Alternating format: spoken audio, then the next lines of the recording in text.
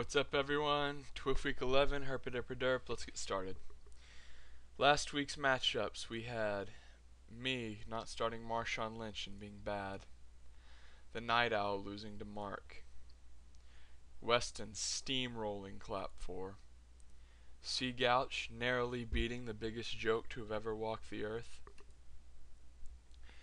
Nick Saban's worst nightmare taking down the Fantasy Genius in what was a good game, and Disco Hobbits taking down Rampy's awful team. Let's move on to Week 11, where we will review this week's matchups. We'll start off with the Night Owl and I. This looks to be a very, very good game. In fact, I'm going to go out on a limb and say the game of the week because we are in the same division and we both have the same record and we are both one game back from first place. So, jumping right in, Matt Ryan will outperform Josh Freeman because Ryan is miles and miles better. Rashad Jennings will be out. God, this hurts. This cuts me deep, boys. Sean Green will actually outperform someone, and it's Rashad Jennings. LaShawn McCoy will be outperformed by Doug Martin because Martin has a really good matchup. Jeremy Macklin will lose out, and when I say lose out, I mean destroy Kevin Ogletree. Mike Wallace looks to lose out to Brandon Marshall, just because Marshall's a touchdown magnet. Antonio Gates has caught a touchdown in his last 4 games. He probably won't catch one this week. Advantage Selleck. Eric Decker had an awful week last week. Mario Manningham is awful. Advantage Decker. Greg the Leg playing the awful JETS jokes. And Garrett Hartley's decent, but I'm going to give Greg the Leg the edge here just because he almost hit a 70-yarder. Steelers defense looked to have a tough matchup against Baltimore Sunday night. That's cute. The Bengals are playing the Chiefs, who love to turn it over. Advantage Bengals. Because of injuries and bye weeks, I really can't see myself winning this game. I'm giving Lily the edge. Get your popcorn ready versus Sea Gouch. This is a stinker. Okay, there's going to be a lot of assuming because Christian doesn't have his shit together. He has like 15 people on bench. Flacco will be outperformed by Breeze. Jamal Charles will outperform Kevin Smith. Burnzo Turnzo will outperform Ben Jarvis Green Ellis. Megatron will do better than Bolden. Demarius Moore will do better than Dez. Jimmy Graham will do better than Crabtree. Don't care who Christian flexes, his team's not deep. Weston won't even need to pick up a kicker. And the Texans D will crush Jacksonville.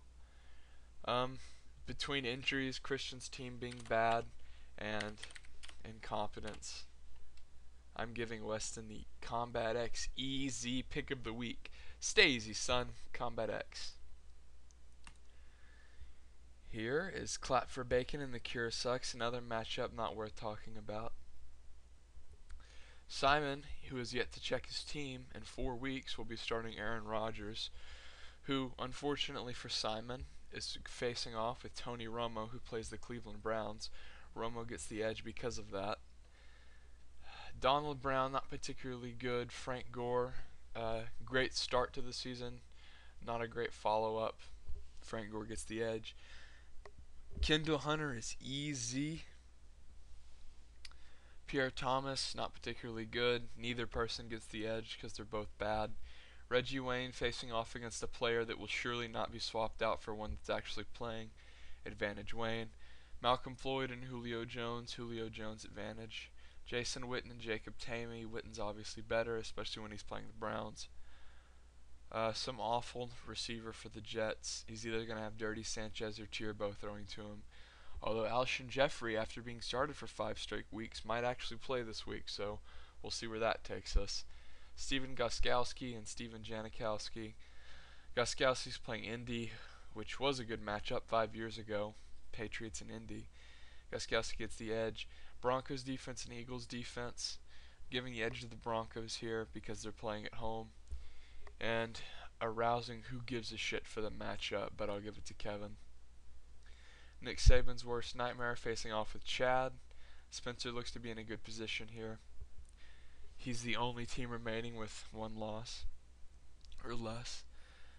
Drew Brees, RG3. RG3's fallen off as of late. I just realized I effed up. Seagouch and Spencer had a trade, but it doesn't matter because the Seagouch matchup was a joke anyway. I'll review the trade at the end of the video. Drew Brees will outperform RG3. Ryan Matthews, don't care, he's hurt. Alfred Morris, pretty damn good. Arian Foster, pretty damn better. Advantage Foster. Vincent Jackson, he's been doing incredible lately. Roddy White, more consistent. Advantage White. Andre the Giant Johnson, total stud, better than Torrey Smith. Advantage Johnson. Gronk, Greg Olsen. Olsen's awful. Advantage Gronkowski. The only reason Disco picked Olsen up is because he caught 2 touchdowns last week. Jonathan Stewart shouldn't be starting for anyone. Advantage Miles Austin. Jason Hansen, top tier kicker. Matt Prater, not so much. Advantage Hansen. Bears defense, still leading the league in takeaways. Advantage Bears. Giving the edge to Spencer here as long as he can be competent and start someone decent in his running back 2 spot. He'll be totally fine, despite the score projection being completely even. Here we have Kevin and Mark. Pretty cute matchup. Faux Rivers facing off with Tom Triffick. Brady obviously gets the edge. CJ Spiller locked in for 13. Ray Rice probably won't be able to beat that against Pittsburgh, but it will be close. Stephen Ridley facing off against Indy. I'm sure we'll do better than Reggie Bush's 3 points. Reggie Bush's 3 points, of course, equivalent to the number of Heismans he has, -3. Hugh. Randy Moss is awful. Don't know why Cameron starts him. Jordy Nelson, advantage. Marcus Queefston, Lance Moore. They both play for the same team. They're both unpredictable, and I could give a shit less about both of them. Advantage no one. Jared Cook's on bye. Let's hope Cameron changes that. Heath Miller, not particularly good, also playing Baltimore, but advantage Miller. Demarius Thomas had a hell of a week last week, and he's better than Michael Crabtree, so I'm giving him the edge. Sean Squeezem and C. Barth, Tampa's kicker, Squeezem with the edge, easy, because the Pittsburgh Steelers will stall out several times in the red zone because of their hard matchup. And the Falcons and Giants defense. Giants are pretty good, but they're on bye. Advantage Falcons. I'm giving the edge to Cameron here, just because he's not really hit hard with byes. It's only a tight end and a defense, so he should be able to compensate for that. And who the hell knows? Advantage Cameron. Fantasy Genius and Rampy. Ben should kill Rampy. It shouldn't even be close. Andrew Luck, been performing for Ben pretty well the last few weeks. Matty Stafford, kind of a letdown this year. I'm going to go ahead and give the advantage to Andrew Luck because New England has a weak pass defense. Michael LaShore, not particularly good. Matt Forte, big letdown this year, but advantage Forte. If Darren Sproles plays, he will outperform Trent Richardson. Obviously, if he does not, Rampy's backup will lose out to Trent Richardson. Brandon Lloyd is the only thing keeping Aaron from having Seagouch's record at this point. And Steve Smith caught his last touchdown a couple weeks ago. And he has a good matchup at Tampa, so advantage Steve Smith. Dwayne Browen, I forgot that guy's first name. I think it's like Reggie or Rhodey or something. He played for OU, so he's a Sooner. Sooner be gay than a Sooner. Advantage Dwayne Bowe. Tony Gonzalez and Brandon Pettigrew. Gonzalez is a legend. Advantage Gonzalez. Danny Amendola finally back from injury. Ben nabbed him. He should be on Rampy's team. LaRod Stevens-Howling has a pretty shit matchup at Atlanta, but I'm giving Amendola the edge. Usually I would give it to the running back, but come on, Amendola's playing the Jets. Give me a friggin' break. David Akers all powerful, obviously. And then the Cardinals are playing Atlanta, and the Ravens are playing Pittsburgh. Ravens versus Pittsburgh, the games tend to usually be incredibly boring, played on Sunday nights and low scoring.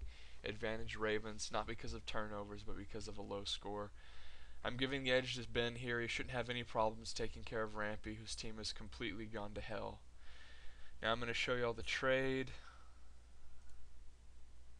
Did I just skip it? Fuck, this is so obnoxious. There it is. Spencer sends Martellus Bennett, Matthew Stafford, and the little lightning bug over to Rampy, who sends back Peyton Manning and DeMarco Murray.